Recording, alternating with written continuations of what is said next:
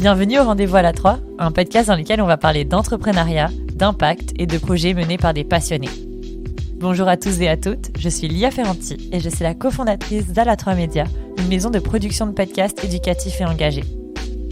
Chaque semaine, nous écouterons les témoignages inspirants d'entrepreneurs qui ont créé des organisations ayant un impact positif sur la société.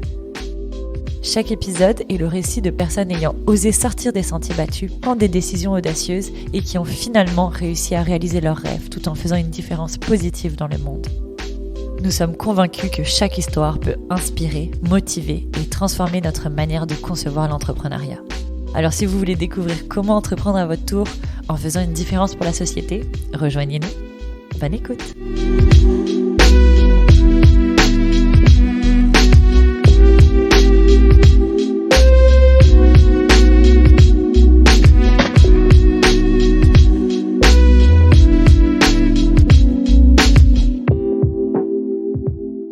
Merci beaucoup Rita et Marie-Claire d'être venues pour ce podcast aujourd'hui. On va un peu parler de leur parcours, de comment elles en sont arrivées à l'entrepreneuriat et ensuite on va les revoir dans 6 à 8 mois pour pouvoir discuter un peu des avancements de leur projet puis voir un peu comment ça s'est passé. Et même s'il n'y a pas d'avancement dans le projet, c'est pas grave parce qu'il n'y a pas d'échec dans l'entrepreneuriat, il y a juste des apprentissages.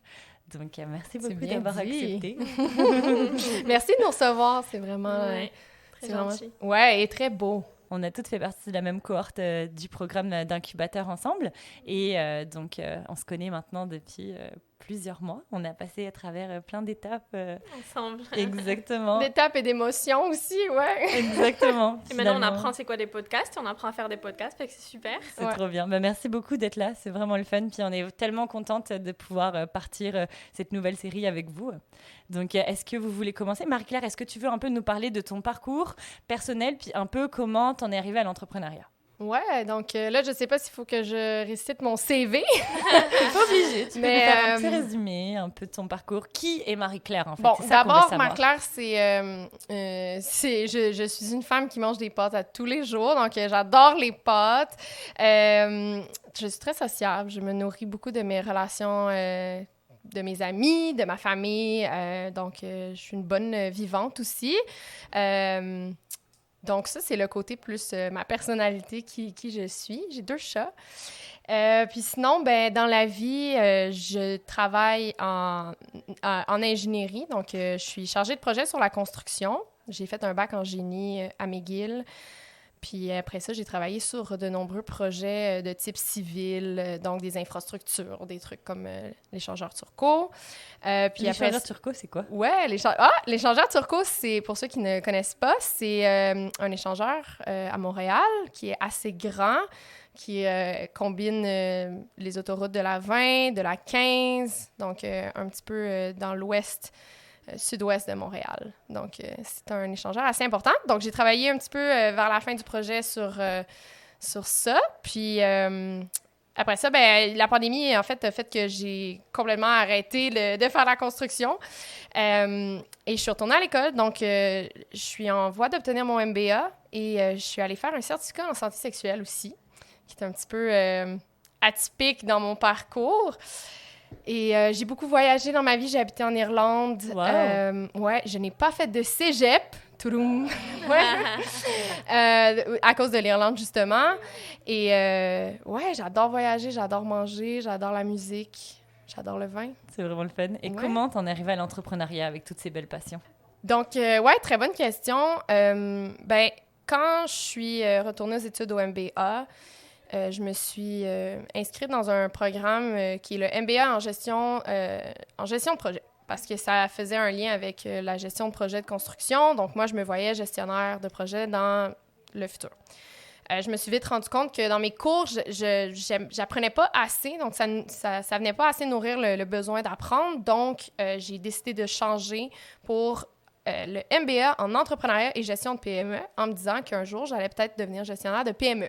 Donc, PME, petite, moyenne entreprise, donc c'est ça, des plus petites entreprises. Puis je me suis dit, ça va m'ouvrir des portes à l'extérieur de la construction. Fait qu'en prenant ce parcours-là dans le MBA, j'ai pris un cours qui s'appelait création d'entreprise, que j'ai pris vraiment au sérieux. Puis je me suis dit, je vais me prêter au jeu, tu sais, comme si j'étais une entrepreneur, parce que dans ma visite travailler dans des PME, ben, j'allais côtoyer des entrepreneurs, donc je voulais comprendre leur réalité, leurs défis quand ils ou elles se sont lancés. Puis ben, c'est à ce moment-là que là, dès la première semaine, ça me prenait un projet d'entreprise. Là, j'étais comme « Oh my God! » Je me rappelle, j'étais complètement... je me suis dit « Mais qu'est-ce que je vais faire? » Tu sais, j'ai aucune idée. Puis c'est à ce moment-là que, là, c'est ça, en réfléchissant un peu avec ce que j'aimais, donc la gestion, le certificat en santé sexuelle que j'étais en train de compléter, donc j'étais en voie de le compléter, ben j'ai comme joint un peu l'ingénierie, le certificat et le MBA pour mon idée d'entreprise. Donc c'est vraiment ce cours-là qui m'a amené à goûter à l'entrepreneuriat. Puis, ben, spoiler, j'ai vraiment eu la piqûre, donc voilà. C'est cool parce que je trouve qu'on entend rarement un peu ce parcours-là d'entrepreneuriat. Tu sais, souvent, on entend, on a des modèles de l'entrepreneur qui a eu une idée de génie, s'est levé un matin puis savait qu'est-ce qu'il allait faire. Alors que la réalité, c'est pas vraiment ça. Je pense qu'il y a beaucoup de gens qui font exactement comme toi puis qui se disent qu'est-ce que j'ai envie ? J'ai envie d'être libre, j'ai envie d'être mon propre patron, j'ai envie de développer quelque chose, puis se mettre à penser à un concept. Et c'est là que souvent, après plusieurs années ou après plusieurs recherches, ils trouvent leur projet, mais c'est rare de l'entendre, je trouve. Fait que c'est super cool. Merci beaucoup de ce partage-là. Et toi, alors Rita, est-ce que tu veux nous parler un peu de ton parcours et de comment tu es arrivée à l'entrepreneuriat? Oui, alors, moi déjà, la première chose, si je peux me définir, c'est chocolat. On va faire les choses simples, puis après, ça va peut-être vous donner un peu plus de détails pour la suite. Moi, j'ai toujours été fan de ça. C'est vraiment quelque chose que j'ai toujours aimé. Puis j'ai toujours su que j'allais faire quelque chose dans ma vie avec le sucré, avec le chocolat, mais jamais vraiment quoi. Puis si je remonte un peu dans le passé, donc moi, j'ai fait des études en ingénierie, donc en génie industriel. Ouais, super, le scientifique et tout, on adore nos études et tout. Mais bon, je me suis dit, ok, je vais y aller. Après, j'ai commencé à faire mes stages. Donc, mes stages étaient assez techniques. J'ai aussi travaillé dans des usines. J'étais là dans les opérations. J'étais analyste, etc. Puis après, je suis allée vivre à Barcelone. Il faut aussi savoir que j'aime beaucoup voyager. Je suis allée à Séoul, je suis allée à Barcelone, j'ai fait tout le tour de l'Asie. Comment dire, genre voyager, ça me nourrit en fait. Tu vois, ça me nourrit tellement de choses. Ça m'apporte vraiment tellement de choses sur tous les plans de ma vie. Et puis après, je me suis dit, bon, après, une fois j'ai fini mon master à Barcelone, je suis revenue. Donc là, maintenant, je travaille dans le secteur financier. Donc, je travaille en TI, dans tout ce qui est les robots. Donc, on automatise des processus. J'ai découvert aussi que j'aimais beaucoup ça. Donc, j'aimais vraiment beaucoup ce côté technique. Mais ma passion pour le chocolat, puis le fait de vouloir créer quelque chose, le fait... Enfin, genre, tout ça, que ça puisse me driver, je me suis dit, non, I'm still gonna do it. Et c'est pour ça que il y a eu le programme La Fondatrice, puis je me suis dit, ok, j'ai aucune connaissance, je ne sais pas c'est quoi, je vais y aller, je ne perds rien, au contraire, c'est que des apprentissages, de toute façon, on sort toujours gagnant de ça. Et je vais apprendre et je vais voir de 1, est-ce que ça me convient, de 2, est-ce que mon idée est bonne, et est-ce que je continue sur cette lancée ou pas. Et puis voilà, après ça m'a permis un peu de me poser beaucoup de questions. C'est tant au niveau de qu'est-ce que je voulais, quel type de service. Tu sais, mon idée, on m'a énormément challengée, puis ça continue d'évoluer. Là, j'en ai encore d'autres idées qui sont arrivées. Ben oui, c'est sûr. Et en fait, tout ça juste, si je peux dire, tout ce cycle, en fait, toute cette chronologie des choses ou toutes ces étapes, c'est ça, en fait, qui je trouvais vraiment le fun dans aussi l'entrepreneuriat. C'est pas juste, OK, j'ouvre un business, j'ai une idée, puis c'est tout. Non, c'est vraiment plein de choses. À chaque fois, tu as de nouvelles idées. T'es amené à toi devoir t'adapter à beaucoup de choses. T'es amené aussi à devoir parler à beaucoup de monde. Tout ce côté social, tu apprends à découvrir d'autres gens. Vraiment top, tout notre corps, tous les gens qu'on a rencontrés et tout. Et même les coachs, t'as des gens qui sont vraiment, vraiment connaissants de leur sujet, de tout. Et ils te donnent tellement de bons conseils. Et voilà, donc en fait, c'est un peu ça. Puis après, j'ai un peu ce côté un peu scientifique, tech et tout, mais j'ai toujours ma passion qui est ça, d'être un peu créative. Tu sais, le chocolat... Bon, je suis pas une pâtissière, là, on va s'entendre. Je fais pas du tout les meilleures pâtisseries au monde, c'est ça. Mais t'aimes les manger. J'adore les manger, puis j'adore faire partager ce moment avec les gens.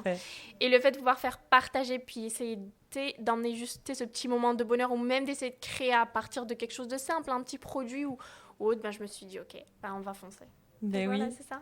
C'est drôle, 2 ingénieurs, vous avez quand même des parcours vraiment similaires. Et en plus, vous allez nous présenter un peu votre idée, mais petit spoiler alerte, les 2, vous voulez faire des apps. Donc, c'est peut-être aussi grâce à votre... Est-ce que vous trouvez que vos études vous ont aidé un peu là-dedans? Est-ce que c'est grâce un peu à ces outils-là que vous vous êtes dit, je me sens capable d'aller essayer de développer une technologie, ou c'était vraiment plus un hasard? Très bonne question. On se regarde. Puis, honnêtement, de mon côté, moi, j'ai étudié en génie civil. Donc, je peux pas dire que mes études m'ont aidé dans quoi que ce soit qui est lié à la technologie. J'ai des bases de compréhension de, on va dire, tout le langage, juste les mots, les termes, la terminologie. Bon, je comprends un peu, mais mon Dieu, que je ne suis pas une pro, puis il faut pas me demander de coder. Par exemple, est-ce que ça affecte ma façon de penser, la façon dont je veux optimiser des processus 100%? Parce qu'en ingénierie, au bac, ce qu'on apprend, c'est à réfléchir des solutions à des problèmes d'abord et avant tout. Donc, c'est de trouver des réponses, savoir comment chercher, premièrement, puis trouver des réponses à tes problèmes. Puis ça, ben, oui, ça l'affecte ma business, puis ça l'affecte toutes mes idées, en fait, aussi. Je suis 100% d'accord avec toi. Ouais. C'est notre façon de réfléchir. T'sais, on va toujours essayer de créer des projets, on va toujours essayer d'être le plus optimal possible. T'sais, on va savoir quand aller au but, comment aller au but de la façon la plus simple. Et après, moi, de mon côté, ben, j'ai fait génie industriel, je suis pas non plus trop tech. Okay? Mais là, maintenant, ce que je fais, mon poste, me permet vraiment d'avoir beaucoup plus de connaissances technologiques. Donc, je travaille avec beaucoup de développeurs, etc. Donc, j'apprends. Donc, tu vois, c'est comme arriver un peu en même temps. C'est bien parce que... Mais c'est pas... Non, je dirais pas que ce serait la raison pour laquelle. Mais après, si on peut associer un peu ce côté un peu scientifique et pour notre passion, ça serait bien. Après, il faut savoir on va vers un monde très digital. Donc, on n'a pas le choix aussi de s'adapter à ça. Et ça veut dire que tout ce qu'on veut offrir, notre produit, notre service, ou quelle que soit notre idée, faut aussi que tu la digitalises. Non, c'est clair. Donc c'est ça. Après. C'est super cool. Est-ce que vous voulez présenter un peu vos auditeurs votre idée? Puis évidemment, on va mettre leur landing page ou leur site web dans notre description de podcast. Est-ce que, Marie-Claire, tu veux commencer et nous présenter ton idée? Ouais, donc mon idée, en fait, ça vient de mon certificat beaucoup, puis cet intérêt, cette passion-là que j'ai pour les relations humaines. Donc, l'idée, en fait, c'est d'offrir une plateforme, un service de soutien pour les nouveaux parents, donc qui viennent d'avoir un enfant, puis qui se retrouvent un petit peu face au changement, donc cet énorme changement qu'il y a dans une vie, puis pour les amener à peut-être se recentrer un petit peu sur eux-mêmes puis sur leur intimité de couple. Donc, ce que je veux offrir, c'est surtout des services, donc via une plateforme. Donc, que ce soit une app ou une plateforme web, peu importe, ça reste encore à déterminer et à développer, mais c'est des services qui sont de manière anonyme, très autodidactes aussi, qui vont permettre d'outiller les parents là, dans ce changement. Donc, voilà. Ça s'appelle Osex. Oui, j'ai oublié de le dire. Donc, Et toi, Rita? Moi, c'est Dulcego. Dulcego, mais je tiens à dire que mon idée a quand même pas mal évolué, puis elle continuera probablement d'évoluer. Mais pour l'instant, ce serait vraiment une plateforme de livraison en ligne qui va vraiment permettre de connecter puis de livrer un peu des produits sucrés. Donc, après, au début, j'ai commencé vraiment pour des particuliers, puis là, je m'en vais peut-être un peu plus vers de la business, avec des artisans, donc des artisans chocolatiers, pâtissiers, pour pouvoir justement les valoriser, parce que, bon, aujourd'hui, on a tous l'habitude d'acheter des produits très industriels, parce que c'est la facilité, c'est la rapidité, on n'a pas toujours le temps, pour plusieurs raisons. Donc, comment est-ce qu'on pourrait apporter un peu un produit savoureux et de qualité, que ce soit pour les entreprises ou pour les particuliers, ça serait un des objectifs de Dulcego. Effectivement, ça répond un peu, je ne sais pas si vous avez déjà vécu ça, mais avoir une grosse envie de sucrer puis pas vouloir commander sur Uber Eats du dépanneur du coin qui coûte $20 pour un paquet de chocolat. Qui offre pas beaucoup de choix. Exact. Là, on n'a que les Mr. Puffs, les Juliette et chocolats, les chocolats favoris. Des fois, on en a juste marre, ou la Diprix. Tout ça, finalement, c'est toujours... c'est toujours pareil. Finalement, il n'y a rien qui change. Il n'y a pas toujours de goût, de saveur. Puis je me dis, mince alors. Bien que ce soit des bons produits quand même, mais c'est vrai que la diversité... on a quand même je pense, des très bons restaurateurs puis des artisans, comme tu dis, dans la région de Montréal. Puis de les mettre en valeur, ce serait très bien. Et alors, est-ce que vous voulez me parler un peu de pourquoi vous avez choisi d'aller dans un incubateur? Et est-ce que vous le referiez si vous aviez à recommencer? 100%, 10 000%. C'est vrai? Ouais, 10 000%. Bon, un truc, c'est un peu dur à gérer. Ça dépend après, est-ce qu'on travaille à temps plein, on ne travaille pas à temps plein, temps partiel, etc. Donc, ça dépend aussi, vous, de votre situation et à quel point est-ce que vous allez être capable de gérer la charge de travail. Moi, pour ma part, je travaillais. Donc, à temps plein. À temps plein. Donc, à temps plein avec... Ouais, temps plein, voire plus. Donc, c'est vraiment un peu comme... tes devis un peu. Tu finis, tu fermes le tiroir du travail, puis là, tu dois ouvrir ton tiroir de ton incubateur où tu as de nouvelles connaissances, d'autres choses. Donc, moi, ça m'a amené aussi à faire ça parce que j'avais aucune connaissance. Donc, je me suis dit, OK, on y va, on apprend. C'est que l'apprentissage, c'est une formation pour toi. Puis tu vas voir et ça va vraiment t'éclairer sur plusieurs choses que tu ne sais pas. Et puis voilà, donc ouais, je le ferai à 100% et je pense même que je vais en refaire un autre. Hein. Génial. Et toi, Marie-Claire? Dans le fond, moi, malgré le fait que j'avais certaines bases en entrepreneuriat vu mon MBA, ce que je voulais aller chercher, c'est le réseau et plus de modèles de gens qui sont à la même étape que moi. Parce que des modèles d'entrepreneurs sur les réseaux sociaux, il y en a beaucoup, des très bons, qui donnent des bons conseils, mais c'est pas pareil quand tu parles, quand tu es en contact avec des gens qui sont surtout au même niveau que toi. Donc, au niveau de l'idéation, dans notre cas, le programme des fondatrices, c'était vraiment très, très quoi que ce soit. Donc, c'est vraiment la première chose que moi aussi j'ai faite. Puis, ça venait vraiment nourrir aussi mon besoin d'être en relation, donc de rencontrer des gens du monde de l'entrepreneuriat parce qu'il n'y a pas d'entrepreneurs dans mon entourage immédiat. Donc, c'était difficile pour moi de poser des questions. Ouais, mais comment tu fais ça? L'incorporation, c'est une grosse étape. On peut toujours s'informer, on peut toujours lire au sujet. Puis, il y a plein d'entrepreneurs. Moi, j'ai un de mes très bons amis, il s'est lancé, on va dire, vraiment comme sur une fesse, là, tu sais, dans le sens, c'est arrivé un peu malgré lui. Fait qu'il n'y a pas eu nécessairement tous les outils, mais ça fonctionne quand même, tu sais. Fait que c'est pas... Il n'y a pas vraiment de recette en entrepreneuriat, j'imagine. C'est ça qui est le plus challengeant, mais aussi passionnant, c'est que tout le monde fait son chemin. Puis, c'est ça, pour moi, ça a été vraiment le besoin d'être dans une cohorte, en fait. Parce qu'il y a une force à être dans une cohorte puis d'avancer tout le monde ensemble. Moi, j'ai toujours fait des sports d'équipe dans la vie. Donc, j'ai joué très longtemps au basket puis au flag football, puis j'avais besoin de cette équipe-là derrière moi, tu sais, ouais. Ben oui. Puis il y a des hauts et il y a des bas en entrepreneuriat. Il y a des bas, il y a des moments de doute. Une cohorte avec des gens qui comprennent ton projet, qui comprennent ton parcours, sont capables de t'aider puis de te supporter dans ces moments-là, ce qui fait honnêtement toute la différence. En tout cas, pour moi... Et aussi, si je peux rajouter, tu as vraiment raison, un réseau d'experts. T'as vraiment des experts, t'as des coachs. Donc, il y a quand même un peu cet aspect, tu sais, c'est personnalisé. Donc, selon ton idée et tout, on est capable de te guider, t'es capable de te donner de bons conseils. Donc, il y a ces deux aspects. Je suis 100% d'accord. C'est vrai qu'il n'y a pas meilleur ambassadeur que quelqu'un qui a été à tes côtés pendant que tu as grandi puis que tu as évolué. Oui, hein. oui. Après, qui te verra dans, tu vois, genre... Ouais, non, moi, je me sens, là, si je peux l'illustrer, c'est comme si j'avais mes petits cheerleaders. Ouais. Tous les gens qui m'ont accompagnée, que ce soit des coachs ou des collègues de programme, parce que j'en ai fait plusieurs après ça, mais ça fait que, c'est ça fait une équipe derrière soi, puis quand on se met en doute, on se dit, OK, mais... Tu peux toujours parler avec ces personnes-là qui vont dire « mais fonce », tu sais. Puis en fait, on le sait, oui, des fois, ça prend juste quelqu'un qui te pousse. Fait que, ouais, puis l'entourage, moi, mon entourage, c'est juste quelques mots là-dessus, tu sais, j'ai un entourage qui est aussi très pro-entrepreneuriat et tout, mais c'est vraiment pas pareil quand tu fais une cohorte avec des gens qui sont vraiment... Ils vivent en fait. Exact. Toi, tu vis, donc ils peuvent te comprendre. Oui, ça fait vraiment toute la différence, tu sais, parce que se faire encourager de comme, t'es capable, je sais que t'es la meilleure, oui, OK, merci, maman, mais...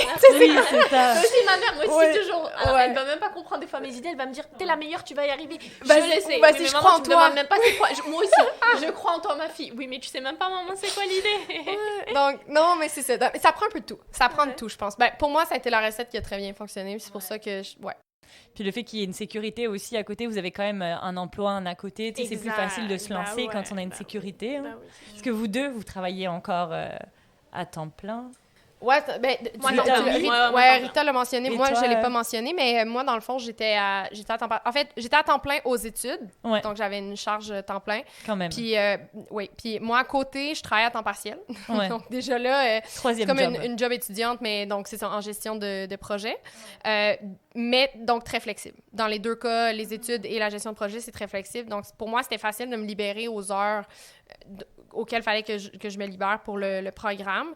Mais oui, ça ajoute. C'était comme 3 choses en même temps que je devais jongler. Là. Oui, définitivement. Sacrée charge quand même. Hein? Ouais. C'est un gros défi, un beau défi. Et ça vient toucher à des différentes parties de ton cerveau d'une certaine manière. Puis donc ça se complète. Et mettons quelqu'un qui voudrait faire comme vous, travailler, parce que normal que beaucoup de gens veulent avoir la sécurité, mais en même temps se lancer en affaires. C'est quoi comme conseil que vous lui donneriez à ces personnes-là? Continuer à travailler. Dans le sens, c'est important l'argent, là. On peut Ouais, pas bah vivre oui. sans. Ben, là. en fait, dans le sens, moi, je pense que tu dois continuer à travailler jusqu'à temps que tu te sens prête à lâcher ta job, tu vois, ou à lâcher ce que tu es en train de faire et commencer vraiment, tu sais, ton projet. Et là, tu te dis, OK, c'est bon, je suis prête. Mon idée, elle est quand même assez solide, même si, voilà, elle est quand même assez solide. J'ai assez de base, j'ai assez de connaissances et tout, donc je me sens prête à y aller. Puis voilà, même financièrement, après, bon, ça dépend de chacun, mais ouais, je pense que c'est important de se sentir prêt. Puis j'imagine que... d'avoir ton déclic, c'est bon, je suis prête. Puis j'imagine que l'organisation aussi, je pense que vous êtes en bonne ingénieur, vous avez une bonne organisation. Très organisée. Ouais. Moi, j'ai vu les Ouais. agendas de Marie-Claire. Je pense que elle aussi... Non, mais moi, tous les jours, ouais. travail, c'est genre, chaque fois, genre, tout hyper... Sinon, je pourrais pas. Bah oui. C'est ça, hein? C'est ça le truc. C'est oui, parce que la tête a une capacité limitée quand même de retenir l'information. Fait effectivement, une bonne organisation, c'est sûr que c'est quand même assez fondamental. Puis c'est fondamental un peu partout, là, pour être honnête. Là, même quand tu es entrepreneur, être bien organisé, c'est quand même important. Là. Il y a tellement d'aspects à prendre en compte, puis on peut pas être bon dans tout. Là. Donc, être organisé, mais c'est possible si on veut. Surtout si on a... Moi, je pense, là, si... En tout cas, je sais pas qui nous écoute ou qui a besoin d'entendre ça en ce moment, mais si tu as la piqûre où tu te demandes « Ah, est-ce que je devrais? » Probablement que la réponse, c'est oui. Maintenant, est-ce que je devrais tout laisser tomber? Peut-être que la réponse, c'est non et qu'il y a moyen de faire arriver les deux. On avait plusieurs filles dans notre cohorte aussi qui avaient des enfants à travers tout ça. Donc, tout le monde jongle avec plein de défis, mais on réussit à faire fonctionner le truc. Puis ben justement, par rapport à ce que tu disais, on avait fait un autre podcast, puis il y avait donc 2 femmes entrepreneurs, et elles nous expliquaient un peu justement qu'est-ce qui a fait qu'elles ont décidé d'arrêter leur job, qu'elles avaient à temps partiel, puis vraiment commencer. Puis c'était super intéressant parce que c'était des mamans, des mères de famille et tout. Puis il y a beaucoup de... ça dépend aussi de eux, leur situation et tout. Puis elles ont dit, à un moment, tu vas te sentir prête. À un moment, tu vas le savoir. Tu auras déjà pensé à ton idée, tu auras déjà évolué avec ton idée, puis à un moment, tu vas dire, c'est bon. Elles ont dit, bien sûr, après, elles avaient d'autres responsabilités. Donc, elles ont dû parler avec leur mari, sur le côté financier, etc. Puis, arriver à un consensus. Mais en général, tu vas le sentir quand tu es prête, puis tu vas dire, c'est bon, moi, je lâche ma job. I'm ready to go for it. C'est vraiment un bon conseil. Moi, c'était un peu pareil, là. Moi, la vie a donné que j'ai pas eu mes papiers d'immigration, donc j'ai dû quitter mon travail salarié et du coup, j'avais du temps libre, donc je me suis mise à temps plein sur À la 3. Mais probablement que si le destin m'avait pas fait ça, j'aurais continué exactement comme vous, à temps partiel.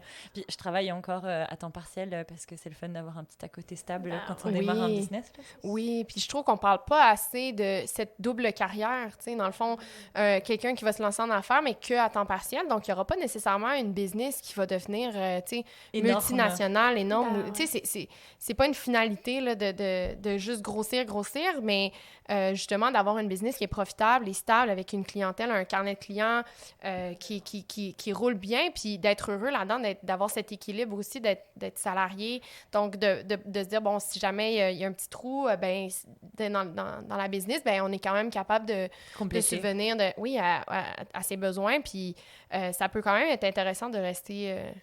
à temps partiel employé, tu sais, fait que... T'as une sécurité, en fait. T'as une petite sécurité qui est toujours là. Après ça, on pourrait en parler longtemps de est-ce que c'est une sécurité d'être un employé? Bon, probablement que actuellement, où est-ce qu'on est, oui, parce qu'on a le manque de main-d'œuvre, mais bref, tout ça pour dire que d'avoir les deux, je pense que c'est quand même... Je comprends complètement. Ça me fait penser à un autre podcast que j'anime, le podcast Mon Affaire, et j'avais interviewé les 2 fondatrices de Maguire, et justement, ça qu'elles expliquaient qu'elles avaient continué à temps plein leur job, puis tous les soirs, elles allaient faire les colis des chaussures, puis elles faisaient les ventes sur le week-end, puis que genre elles s'enchaînaient. Elles avaient organisé un peu leur horaire pour pouvoir se relayer, puis gérer l'entreprise. Ça, c'est remarquable, hein? C'est fou, hein? Et elles disaient que justement, grâce à ça, vu qu'elles ont commencé plus tard, elles ont pu acquérir des biens qui ont été leur ont permis d'emprunter après pour pouvoir faire grossir leur entreprise. Parce que justement, le fait qu'elles étaient plus âgées, puis qu'elles avaient déjà des biens, puis des actifs, ça les a aidées à démarrer leur entreprise grâce au fait qu'elles travaillaient plus longtemps. Donc je pense qu'il n'y a jamais un seul chemin, mais qu'il y en a plein. Oui. Et que l'entrepreneuriat, c'est ça aussi, c'est choisir le chemin qui nous ressemble le plus. Totalement. Et alors maintenant, c'est quoi les prochaines étapes de vos 2 entreprises? Est-ce que, Marie-Claire, tu veux commencer?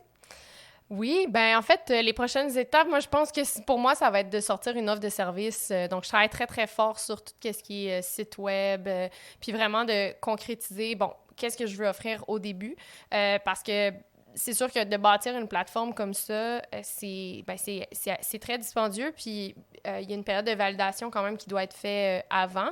Donc, je suis en train de bâtir le site web pour être capable de faire de la validation aller chercher des premiers clients, bâtir une communauté aussi de personnes qui se sentent interpellées par mon offre de service, par ce à quoi j'ai envie de discuter.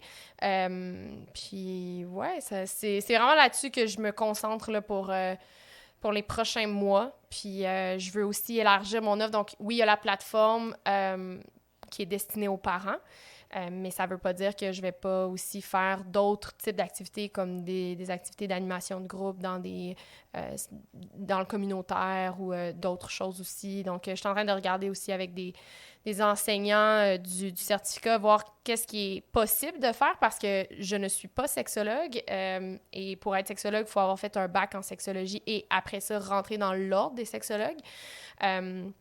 Donc, puisqu'il y a un autre professionnel, il y a des actes qui sont réservés à ces professionnels-là. Donc, pour moi, c'est super important de aussi bien comprendre l'ampleur, qu'est-ce que moi je peux faire ou qu'est-ce que la plateforme peut faire. Donc, il y a beaucoup encore de questionnements par rapport à ça. Donc, je travaille à éclaircir le tout. Ouais. Génial. Et toi, Rita? Moi, c'est beaucoup moins deep dans le sens où je suis encore, je pense, un peu dans le stade de mon idée. Mon idée, au début, j'avais une idée de départ. Elle a évolué, mon marché cible a changé. Donc, même si je suis allée évaluer mon besoin, j'avais commencé mon modèle d'affaires, mon site web et tout. Ben là, je retourne un peu en arrière parce que, justement, je vais aller voir si vraiment, aujourd'hui, ce qu'on m'a conseillé, parce que j'avais fait des changements un peu de dernière minute, d'aller vers un marché beaucoup plus B2B que B2C. Est-ce que ça va vraiment répondre à un besoin? Donc, mes prochaines étapes, c'est vraiment d'aller revalider mon idée, d'aller voir ça et potentiellement de la faire évoluer, voir si je pourrais avoir d'autres opportunités ou d'autres choses, puis de continuer à parler à des experts. Moi, je trouve ça super important, la phase aujourd'hui, ta phase au début, quand tu dois aller valider ton besoin, quand tu vas faire tes entrevues. Parce qu'on te donne tellement d'insights, on te donne tellement de retours, puis des choses auxquelles tu penses pas, puis des choses tu penses que c'est vrai, mais alors qu'en final, pas du tout. Sur le terrain, c'est complètement faux. Donc, je pense que je vais vraiment continuer sur ça. Je veux pas non plus trop me presser. Donc, je préfère bien faire ça au début. Puis après, il y a d'autres choses potentiellement qui vont arriver, si je peux faire, avec plus la pâtisserie et la chocolaterie, dans le monde de l'événementiel et tout. Donc, je pense que, ouais, mes prochaines étapes sont un peu ça, moins vite que ce que je pensais, mais ça me va bien. Mais moi aussi, c'est un peu la conclusion à laquelle je suis arrivée, moins vite que ce que je pensais. Je pensais que ça allait être quand même relativement rapide. T'sais. But it's okay. Mais oui, pas du tout. Puis je pense que ça suit le beat que moi, je veux avoir aussi, de dire, ben je continue à travailler quand même à temps partiel aussi. Ouais. Puis même des fois plus qu'à temps partiel. Donc, oui, il faut prendre son temps, je pense. Puis moi, c'est quelque chose avec lequel ça m'a pris du temps, là, mais là, je suis un peu plus en paix avec ce beat-là parce que je suis tellement habituée d'aller vite dans tous mes trucs, puis go, puis OK, on a une idée, donc on la met en place. Puis je pense que c'est peut-être le côté un peu ingénieur. Moi, toujours, mes amis, ils me demandent toujours, il y a quoi dans ton agenda aujourd'hui? Ça va vite de partout. C'est-à-dire comme les gens avec qui je travaille, OK, t'as fait ça, OK, j'ai besoin de ça, OK, et demain, il faut ça. Donc nous, on est tellement organisés, on veut tellement être le contrôle de plein de choses, tu vois, que quand on voit que des fois, non, tu sais, il faut que ça aille doucement, on n'est pas obligé de se précipiter, on n'est pas obligé d'aller, OK, t'as fait ton modèle d'affaires, ton site, non, it's fine, you know, comme t'as dit, tu sais, il y a le beat, puis il faut suivre le beat et il faut l'accepter. C'est surtout ça, parce que moi, je tire une grande satisfaction d'accomplir des choses. Tu sais, c'est le fun d'accomplir des trucs, donc plus tu vas vite, plus tu en accomplis. Mais à un moment donné, c'est trop. C'est trop. Puis de mon côté personnel, j'ai eu beaucoup de choses qui ont bougé pendant l'été, donc des gros changements dans ma vie qui font que, là, j'ai besoin de m'installer, tu sais, j'ai besoin de retomber un peu, là, sur mes pieds, puis de dire, OK, bon, qu'est-ce que je mets de l'avant? Donc, tu sais, par rapport à la business, il y a ça, mais après ça, du côté personnel, mais je veux terminer mon MBA, tu sais. Il y a ça aussi, là, faut que je le fasse. J'ai une thèse à écrire. Il y a plein de trucs aussi. On lance des projets en construction du côté du travail, donc c'est ça. Tout va suivre. Puis des fois, je me dis, en décembre, je vais être rendue là. Puis là, whoop. Moi, je pensais, quand j'ai eu mon idée fondatrice, on s'est inscrite peut-être autour de, nous, notre cohorte, parce que je sais que ça va changer pour la prochaine, mais nous, c'était autour de début mars. Puis en début mars, moi, dans ma tête, j'avais une application version 1 en septembre. J'avais 300 clients, tu sais. Aujourd'hui, 0. Mais est-ce que j'ai des gens qui sont intéressés par ma proposition de valeur? Oui. Bon, le défi que j'ai, c'est de les identifier, ces personnes-là, parce qu'ils veulent très souvent rester anonymes. Puis c'est vraiment correct. C'est ça aussi, la business. Mais donc, c'est ça. Ça va... Je pensais que ça allait aller plus vite que ça. Puis finalement, non. Puis c'est correct. Je vous rejoins beaucoup là-dessus. Moi aussi, je suis un peu comme ça. Je suis celle qui veut tout le temps faire plein de trucs. Puis plus j'en ai à l'agenda, mieux c'est. Plus les petites coches peuvent caser dans ma to-do list. Oui, j'adore me dire tellement satisfaisant. Exactement. Soit les rayer ou les cocher. Ouais, exactement. Ok, ça c'est moi avec mon fluo, tu sais, je viens. Ok, ça c'est fait, ça c'est fait. Ah non, ça c'est fait à moitié. Ok, il faut que je le finisse. Non, je peux pas le finir à moitié. Je suis pareil que vous. Puis des fois, du coup, ça déborde dans plein de choses de ma vie parce que c'est comme un besoin de satisfaction. Puis en même temps, je trouve que quand ce que tu fais, c'est un peu une passion. Pas forcément, mais c'est quelque chose qui nous anime. C'est encore plus dur de mettre des barrières, mais je vous rejoins vraiment là-dessus. Puis moi, c'est Laurence qui m'aide énormément à Laurence, on la salue, qui n'est pas avec nous, mais on la salue. On pense à toi, la deuxième pilote. Mais c'est grâce à elle aussi que, j'apprends à prendre le temps qu'il faut. Ouais, il faut prendre le temps faut valoriser. Moi, j'essaie de valoriser le temps que je prends off. Exact. Tu sais, de dire, oh, wow, OK, cool. J'ai fait ça. J'ai fait mon self-care. Tu sais, j'ai pris le temps de réfléchir. Il faut du temps pour soi aussi. Exactement. Il ne faut pas se brûler en tant que personne, tu vois. Il ne faut pas non plus trop en faire. Quel défi, quand même. Hein? C'est clair. Mais dans toutes les difficile, sphères. mais il faut. Franchement, il faut. C'est clair. Il faut que tes moments off avec toi-même, tu fasses ton sport. Complètement. Ou, tu vois, tes moments personnels, sinon... Ben c'est ça. Puis c'est déterminé. C'est quoi la valeur de notre temps? Parce qu'au final, même si le temps y passe et qu'on accomplit des choses, on passe à côté, on choisit de sacrifier d'autres choses. Donc, dans quoi on veut mettre vraiment notre temps? Je pense que c'est précieux. C'est la chose la plus précieuse. Wow. Tellement philosophique comme conversation, les filles. Mais c'est vraiment, je trouve, une belle façon de conclure cette conversation. Merci énormément, les filles, pour cette super belle discussion. Et j'ai hâte de voir la suite de vos projets dans quelques mois. Moi aussi, j'ai hâte de voir la suite de nos projets. J'ai hâte de voir qu'est-ce qu'on va devenir. J'ai très hâte de voir où est-ce qu'on va être. Ça, c'est sûr et certain. Puis merci beaucoup de nous avoir reçus. Merci à vous.